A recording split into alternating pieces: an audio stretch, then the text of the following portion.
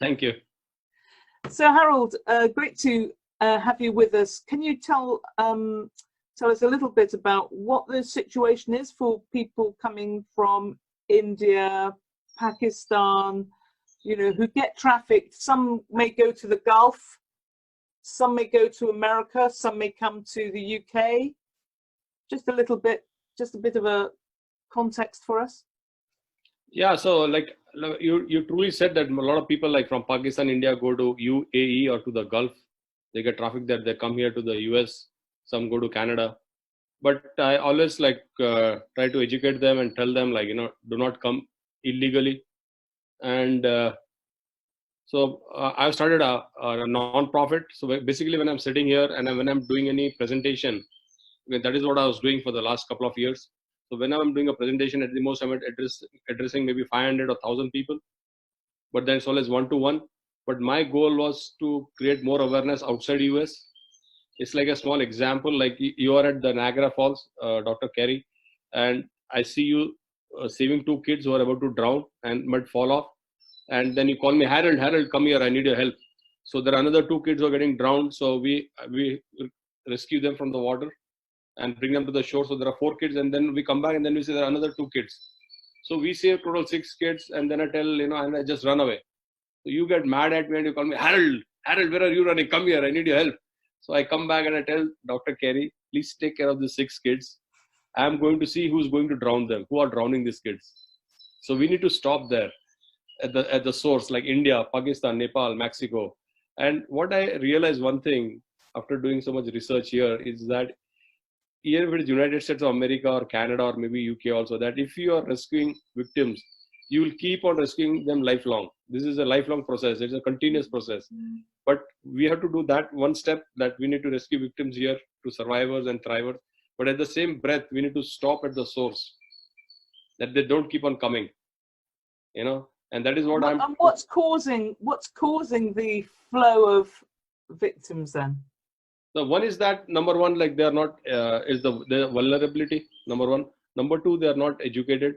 Number three, they don't exactly know. People just tell them, oh, go to America, go to United Kingdoms. They just see on TV. Like I saw that on TV. Oh, people are so good. They drive the luxurious car. It looks so green. People are so happy. So people get carried away. And people who come from that country and tell them, they talk only the good stuff. They do not talk anything of the bad stuff. And the most important fact is that the many people who go back to their country, they have a lot of establishments in their own country. Like, for example, in the United States of America, if there is an Indian, he might be having at least 40 gas stations. Now, to run this 40 gas stations, he needs people. If he employs an American, he has to pay them overtime, minimum wages, all benefits. So he calls his own family people and he employs them. And he gets labor labor is very expensive. And he's guaranteed that that person will not run away. That is one thing I realized later on, how this business operates, the human trafficking. So they call their own family members or friends, which took me a lot of time to comprehend that how this thing happens. And that's how people get trapped. And the other is social instability in their own countries. They cannot afford. So they are poor. So they thought that if one member goes, so the family supports them, takes loan, sells their land, all the saving, thinking that he or she will go and send money back. But that never happens. Out of 10, I think I would say all the 10 fail. At the most, only one might click. But it seldom happens. And that's why they just come here. So in these times of COVID, what's happening? What do you think some of the extra challenges are? I think it is very, very sad that with this COVID-19 I've been talking and I'm trying to write an article, is that during this time, it is the vulnerability of the victims or the people is increasing. Like there are more chances of them being human trafficked. Now just understand, I think it's a very good example today for the entire world, that every individual, whether he is rich or poor or is the CEO of a company, everybody is quarantined in their house, come what may. You might be the prime minister of a country, still you're quarantined. But understand, the same way is the life of a victim of human trafficking. Whether it's a labor trafficking girl or a boy, they're always quarantined in their entire life. Maybe not for 1 second, not for 1 hour, not for 1 day, not for 1 month, but for a number of years. And they have to work. But here people are quarantined just out of freedom. You don't do anything, you just eat, you sleep, but still people are frustrated. They cannot sustain it. Like they're going crazy. So think of the life of a victim of human trafficking who is quarantined for the entire life or so many years, when the entire world is free and traveling. But today the entire world is quarantined. But think that everybody is free and only you as an individual are quarantined and you can't do anything. You can't see the sunlight. You're working 16 hours a day. It's very pathetic. It's very difficult because I've been in that situation. And whenever I used to come out and once in a while, 6 months, see the sunlight, I used to feel I'm out of the cooker.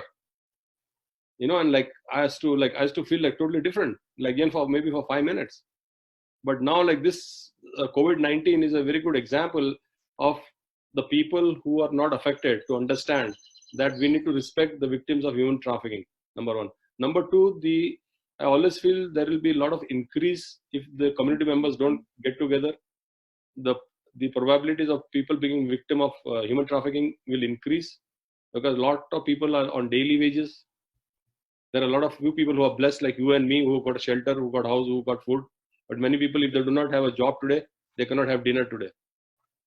And I was shocked that I was reading some article, as they said in Hawaii, that there are some girls who work, but they cannot pay the rent. So the owners are trading them for sex. And I was like, oh my God, I couldn't think of that. So like, see how things change and how things pop up like with this scenario of COVID-19. So this COVID-19 is going to increase the potential for victims of human trafficking. Is that because there's more vulnerability?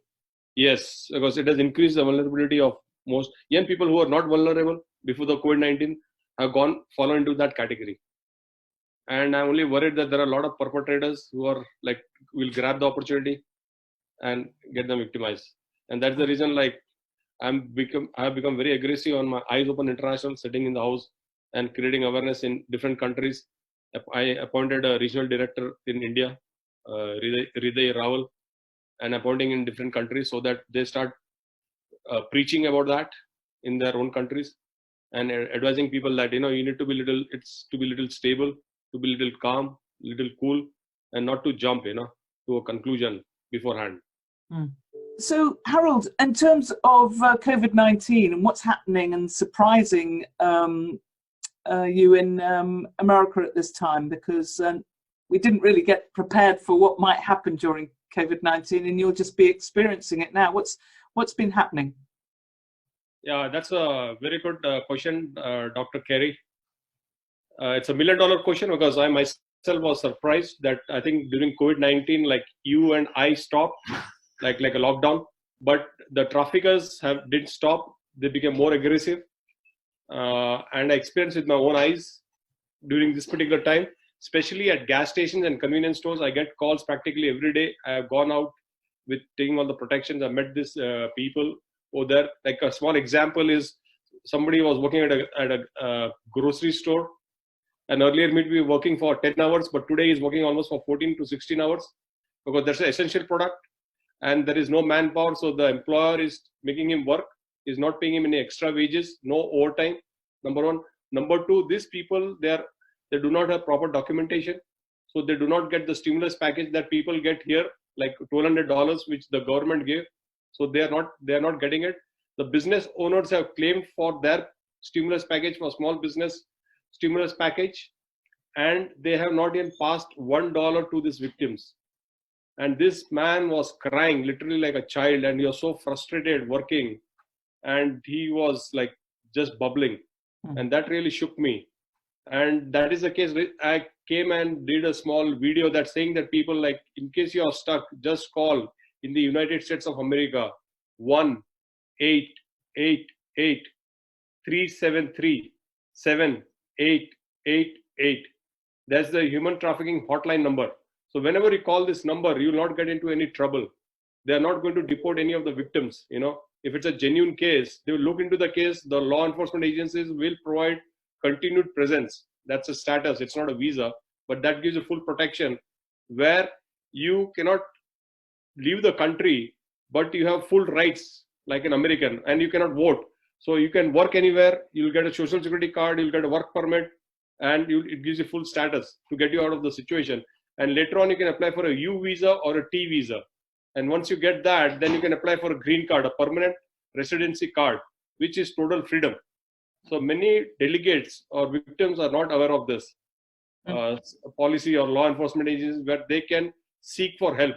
So I genuinely request everyone, not to surrender to these perpetrators during this crisis. And in case you see somebody, I say something, stop everything. And again, I say dial 1-888-373-7888. So that is a big rescue for all the victims. Thank you. Because Social Security in the UK has been a standard way of some traffickers making money out of their victims. So this is just another pivot for traffickers working on this way of making money out of the state while they have victims. Can you tell us a little bit about how the gas stations are being impacted? So gas stations, most of the gas stations are 24 hours or they work for 16 hours till midnight, 12 o'clock.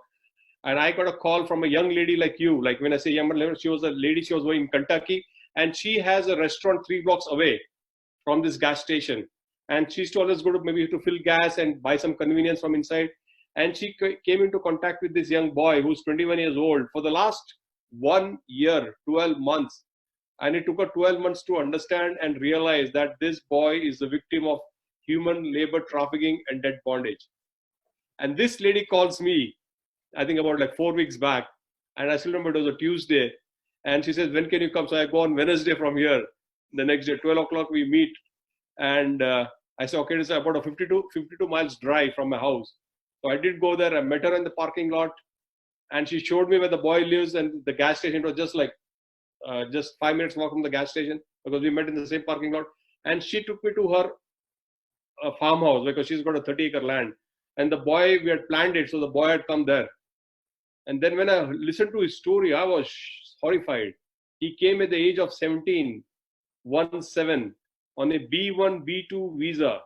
And he was manipulated, tricked, and trapped. So these are all the family members, distant family members, where they could have told him, okay, your visa is expiring, just go back, So they said, no, we'll get you the status, we'll get everything corrected, we'll get you a green card. And these people, they just don't know anything. So he was in New York, then he was in Texas, he was in Oklahoma, and then eventually came here. And these people have a lot of gas stations. So he used to initially work for 8 to 10 hours, but during this COVID-19, one of the employees left. So the entire thing, they made him work. So he was working anywhere from 14 to 16 hours at $7 per hour. So no overtime. So I think he worked I don't know, maybe 6-7 weeks like that. And then he requested for the money for the overtime. So they just didn't agree, the owners. Then eventually they just gave him $400. Like how you pay a beggar. So it was nothing like that. And number one is that after I met him, he didn't know the law. These people don't know anything. They are so innocent. They are so tricked and trapped that they just don't know how to communicate. So I'm still working with him because it takes time for him to come out and talk or stand against his own employer. Because he doesn't want to go back to his own country right now because he's got so much debt, he says. And his sister got married on February 4th of this year in India, and he could not go back. So you're saying, he was crying. So that I couldn't feel the emotions, the sentiments. He's not seen his family. He's come here to make some. And the other part is that his parents are very poor. I think his dad is doing he drives a taxi there. So I can understand the vulnerability he's going through and all the load he has, to support his family. I think he's one of the only sons there. So there are a lot of factors that affects. And during this COVID-19, I thought the employers or the traffickers will be more humble, because this is a time people have to rise to the occasion and help each other, because that's sort of humanity during this particular crisis, and that's what we do. Yeah, I know, but you only do humanity if you're already geared up to do humanity. If you're viewing people as commodities to be exploited, you're just going to play the system, aren't you? So it's about us becoming eyes and ears for others, isn't it? And I think this is very helpful. You just rehearsing really what can happen in these circumstances. That's very true. And were you saying that these are family members, or is it that these are just connections of family? How was he recruited in the first place? I think he has got the B1 B2 visa. So actually, see, he is very intelligent. This boy is very intelligent. So I think when he was in high school, he got selected in some program in the school because he was very intelligent. He was a topper. So he got recruited, not recruited. He got selected in one of the NASA projects of the students. So yeah, so the previous year, so he got. I think he was one of the few students, like, and then he got the visa for a B1, like, to come here for the NASA project. So he had come 1 year early. I think he did 1 month project for NASA. So he already had a visa for 10 years for B1, B2. So, and next year, so his family members, like, who are distant, then you already got a visa. So they tricked him. Oh, you got a visa, so why don't you come here? You can make some money. So they told his dad something, he can make a better career here. So I think the following year, he might have just come to make a better career. So he came alone and he landed in New York, and he had a tough time there. He was distributing some pamphlets on the streets free, and they didn't pay him anything. And then he got kicked off. Then somebody picked him up and took him to Texas to work in a gas station. And then he was sucked into the system. Yeah. Like, once you pass that 6 months, you already become like a undocumented. You broke the rules. You broke the law. And plus, I can understand when you're 17 years old or 18 years old. Why forget that? Look at me, myself. I was 37 when I came, educated on an H-1B visa legally. So you're so much mesmerized that, I'm going to America. America is heaven. So you forget everything. You just go blindfolded. Like, you just get carried away. So that's the reason that I think you should not get carried away. That's not the reason I'm creating, like, awareness. That is prevention, protection, education, and empowerment in my own country, especially in India, because India is the source. America is the destination. I always tell people, if you have to come legally, no problem. Come on a B1, B2 visa, see, and then go back. But I think the thing for people who are looking at this and hearing your accounts, Harold, it's very important to remember that they are eyes and ears, to be able to actually just see the situation that might be occurring in the gas station, in the convenience store, and know that there is a place that they can just pick the phone up and say, you know what, I've seen this young man, he seems to be working all hours, has there been a check on this store recently? It's very difficult, isn't it? Because we want to feel that everybody is behaving in a way that we would behave with anyone who is working with us, but that's not necessarily the case, is it? Yeah, and to give a very classic example, Dr. Carrie, is that one of my friends used to work together in Cincinnati Children's Hospital. Now he works for an airlines company. And he called me, well, Harold, his boss is a lady, and she saw something at a gas station in Cincinnati, and she sensed that it's something like a human labor trafficking. And she told this friend, and she called that hotline number. And he told me that. So that made me feel so good that she saw something, she had some doubt, and they always say, even if you have a little doubt, just call. Yeah. You are not involved, so you're out of danger, the person calling. So you don't have to get involved in that. So like any community members who sees it, just call that number. Even if it's a doubt, even if it's like it might not be the true story, that's okay. But they will investigate. Exactly. And 99% it will help the victim. Exactly. And this lady did that. So that made me feel so good, because he shared my story with her boss, that what I do, and told about all that stuff. And she did this. So that I said, wow, like you said just now, like community members can just hear and see and say something and do something and then dial that number. Yeah. Well, thank you, Harold. That's really helpful. It's so sad that this is going on, but it is going on. And It's also sad that at a time of COVID-19, when we're all trying to be alert and look after the safety of others, I'm afraid that's not going to be working with those who exploit. If they're into an exploitation mode, they're just going to use those they exploit even worse, which is horrendous. That's right. So could you bring us to sort of prayer for those who are trafficked, Harold? That would be really helpful. Yeah, thank you very much for saying that, Dr. Carrie. I pray every day. So I'm a strong believer of God.